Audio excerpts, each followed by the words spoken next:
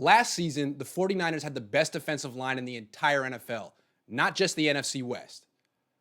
But this offseason, they traded DeForest Buckner, the leader of the defense. So now the 49ers defense is still good, but not as good as it was last season. Is it still the best defensive line in the NFC West? Let's find out by ranking the D-lines in this division from worst to best. And keep in mind, I count Chandler Jones and Leonard Floyd as defensive ends, even though technically they're 3-4 outside linebackers. Deal with it. This might be the worst defensive line in the NFL. It gave up 4.9 yards per carry last season, and its best pass rusher heading into 2020 is Bruce Irvin, who's 32 and signed a one-year, $5.5 million contract with Seattle this offseason. He played for the Panthers in 2019 and recorded a career-high 8.5 sacks. He's a cheap placeholder until the Seahawks find someone better. And they almost certainly will find someone better.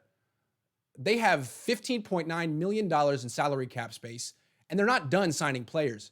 They signed Carlos Hyde just last week. And the following pass rushers still are free agents: Jadeveon Clowney, Everson Griffin, Michael Bennett, Clay Matthews, and Marcus Golden. The Seahawks probably will sign one of those five before the season starts. And then their defensive line will be much better, but still the worst in the NFC West. The Cardinals defend the run well. They gave up just 9 rushing touchdowns last season, 5th fewest in the NFL. And Chandler Jones might be the league's best edge rusher. He recorded 19 sacks in 2019, 13 sacks in 2018, and 17 sacks in 2017. Practically no one can block him.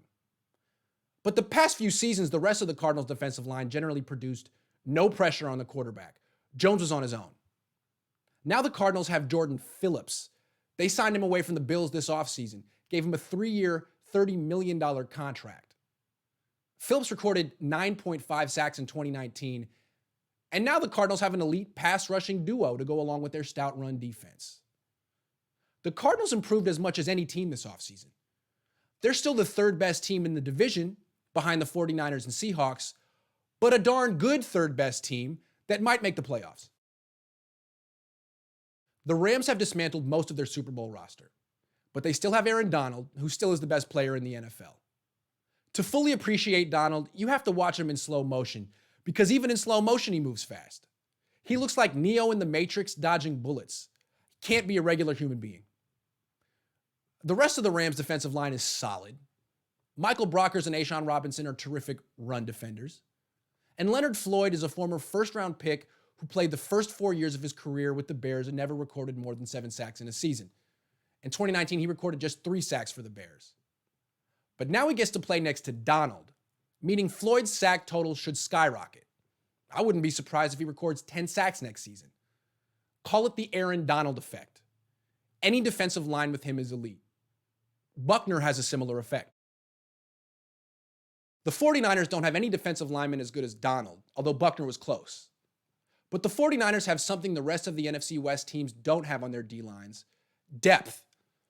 Ronald Blair could start right now for the Seahawks, Cardinals, and Rams.